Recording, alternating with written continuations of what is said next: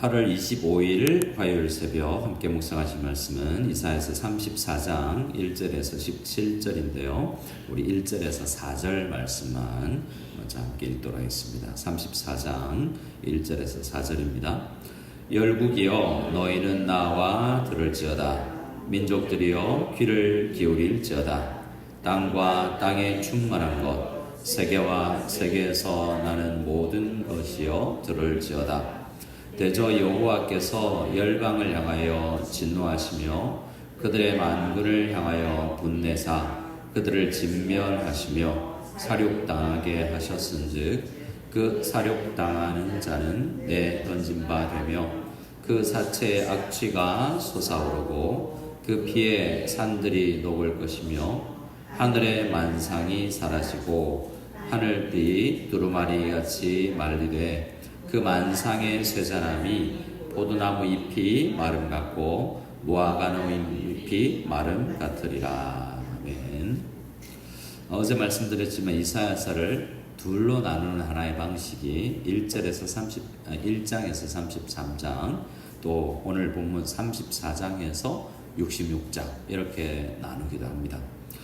39장까지 그리고 40장부터 이렇게 나누는 방법도 있지만요. 자, 34장부터 그래서 새로운 시작이다라고 할 때 늘 반복되는 것 같지만 다시 한번 주제, 하나님께서 온 열방의 왕이시고 창조주신데 하나님 앞에 잘못하면 이렇게 법을 어기면 어느 나라든 이스라엘도 마찬가지고 열국들도 심판을 받는데 특별히 오늘 말씀에는 하나님의 나라 이스라엘 또 교회를 향하여서 잘못하는 것은 예수님의 마음을 예수님을 핍박하는 것 같아서 그들이 여호다를 이렇게 함부로 대하면 또 그에 대한 보응을 받는다라는 열국에 대한 심판입니다. 그리고 이제 마지막에 가면 어제 말씀드린 것처럼 66장에 가면 또 열방 중에서 땅 끝에서 여러 민족들 가운데서 하나님 앞으로 나오는 또 남은 자들도 있을 것이다 라고 이야기합니다. 자, 그래서 열국들도 열방들도 이 말씀을 듣고 그들이 이제 하나님 앞에 돌아와야 되는 그러한 은혜가 필요할 것입니다. 그래서 자, 오늘 말씀은 열국에서 시작이 됩니다. 열국에서 시작이 되는데 특히 5절에 보면 특히 에돔에 관련돼서 대표적으로 에돔에 대해서 이야기합니다. 열국 중에서 에돔을 이야기하고 있다는 것이죠. 자, 1절부터 한번 읽어보겠습니다. 1절을 같이 하면 34장 1절이 있습니다. 열국이여 너희는 나와 들을지어다. 민족들이여 귀를 기울일지어다.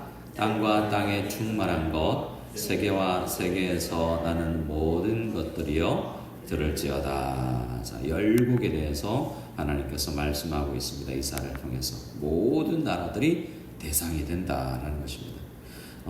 얼마나 하나님께서 분노하시냐면 그 분노하셨는데 3절에 보면 2절 하반절과 3절에 보면 다 죽을 것인데 그 시체가 얼마나 많았으면 피가 산을 녹일 정도로 엄청난 심판, 하나님께서 엄청나게 화나셨다라는 거죠. 지금은 살아있는 것 같지만 이 포도나무나 무화과나무 잎이 가뭄에 바짝 말라서 아스락거려서 부서지는 것처럼 가루가 되어버릴 것 같은 그런 분노에 대한 말씀을 하고 있습니다. 특히 누구한테 분노하느냐 하면 에돔입니다. 에돔을 5절입니다. 제가 같이 읽어볼까요? 5절입니다.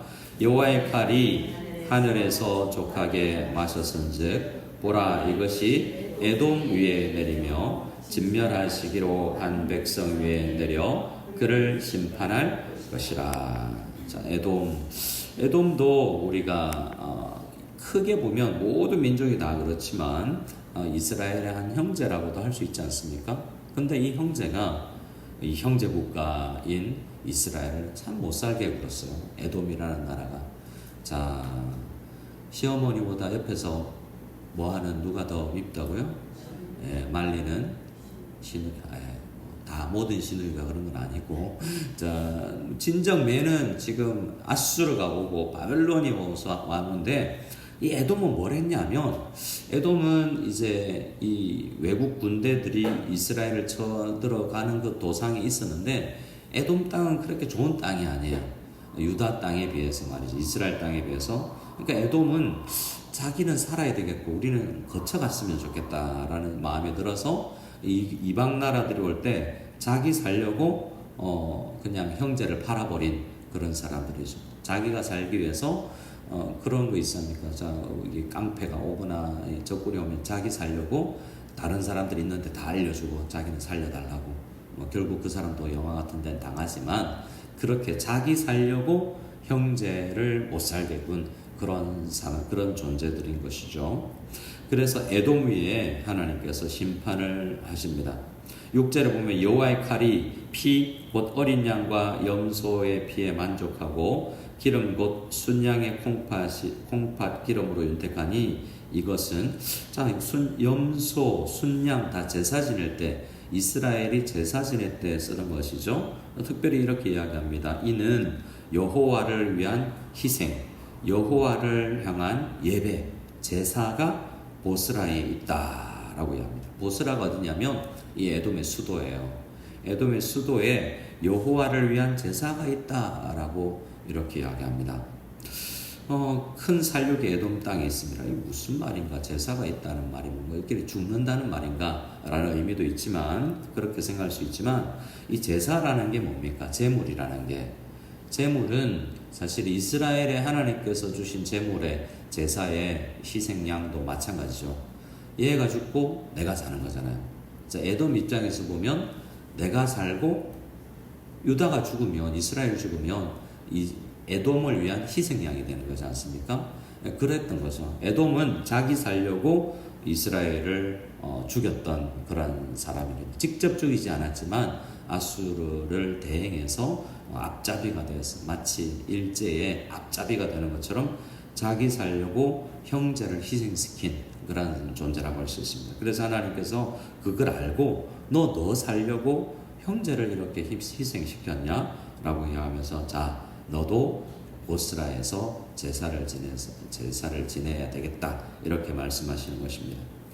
7절에 계속되는 그 제사 이미지가 진행됩니다. 들소와 송아지와 수소가 함께 도살장에 내려가니 그들의 땅이 피에 취하며 흙의 기름으로 윤택하리라 라고 해서 많은 이것 또한 산이 녹아내리는 것처럼 얼마나 많은 희생 제사를 드렸는지 그 피뿐만 아니라 기름기 때문에 땅이 윤택하리라 라는 말을 쓰면서 좋아진다는 게 아니라 그만큼 많은 희생, 죽음이 있을 것이라는 것입니다. 그래서 8절에 이것은 여호와께서 보복하시는 날이다. 그래서 이런 말씀과 설교를 세상이 들어야 되는데 교회를 핍박하고 성도를 핍박하면 이렇게 하나님께서 보복하신다고 이야기하는데 세상을 모르고 교회를 업신여기고 하나님을 믿는 백성들을 업수히 여기는 것인데 여호와께서 보복하시는 날이 온다라는 것입니다. 혹은 우리가 예수 믿는 것 때문에 우리가 잘못한 거 말고 예수 믿는 신실함 때문에 우리가 억울함을 당한다면 하나님께서 내가 갚아줄게. 누가 내 아들, 내 동생 누가 때렸어? 이렇게 해서 다 나와. 이렇게 해서 언젠가 갚아주시는 날이 있을 것이라 라는 것입니다. 그래서 우리 하나님 참 좋은 분이에요. 우리를 지금 안 지켜주시는 것 같지만 오늘 말씀을 통해서 내가 이유가 있어서 아수르와 바벨론으로 내 자녀를 남유다를 매질하는 것 같지만 다 보고 있다 이렇게 말씀하시는 것입니다. 시온의 송사를 위하여 신원하시는 해방이 대신 갚아주시는 날이다 라고 이야기를 합니다. 그때 9절에 에돔의 시내들은 변하여 역청이 되고 그 티끌은 유황이 되고 그 땅은 불붙는 역청이 되며 라고 이야기하면서 여기 나오는 유황, 역청 등은 창세기에서 소돔과 고모라가 멸망할 때 썼던 표현들입니다. 그러니까 에돔이 지금 하나님 앞에 소돔 고모라처럼 악한 도성으로 여겨지고 있다라는 것을 볼 수 있습니다.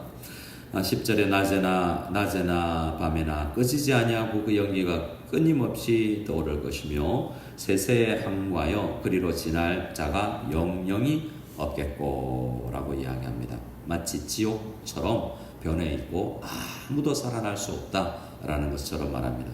그 대신 11절에 보면 11절에서 이제 거의 마지막까지 사람이 못 사는 땅이 된다라는 이야기를 하는 겁니다.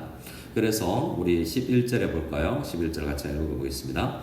당아새와 고슴도치가 그 땅을 차지하며 부엉이와 까마귀가 거기에 살 것이라. 여호와께서 그 위에 혼란의 줄과 공허의 줄을 들이우실 것인지. 자, 이제 사람 없고 황폐해서 짐승들이나 깃들어 산다는 것이죠.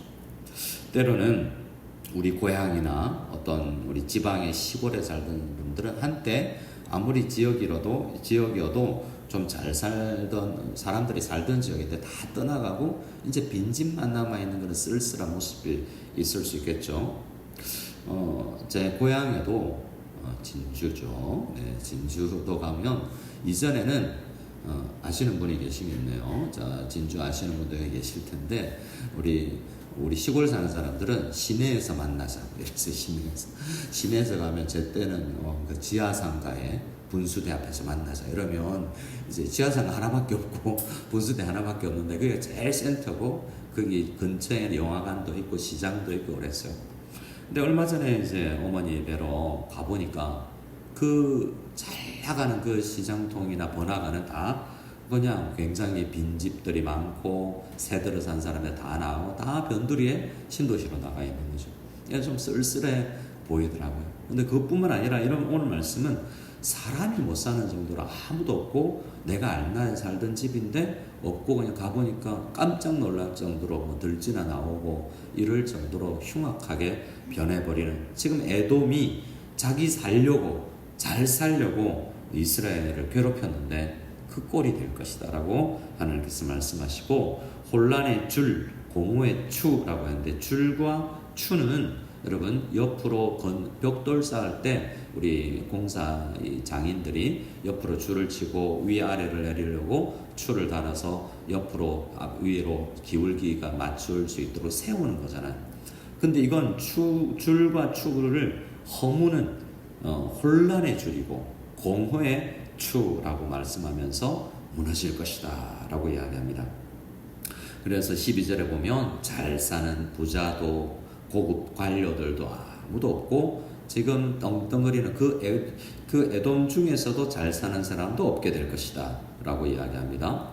계속해서 13절에 궁궐에는, 왕이 사는 궁궐에는 가시나무가 나며 그 경관성에는 엉겅퀴와 세품이라는 건 잡초를 의미하는데요. 세품이 자라서 성냥이의 굴과 타조의 처소가 될 것이니 들짐승이 이리와 만나며 순념소가 그 동료를 부르며 올빼미가 거기서 살며 쉬는 처소로 사는 것이다.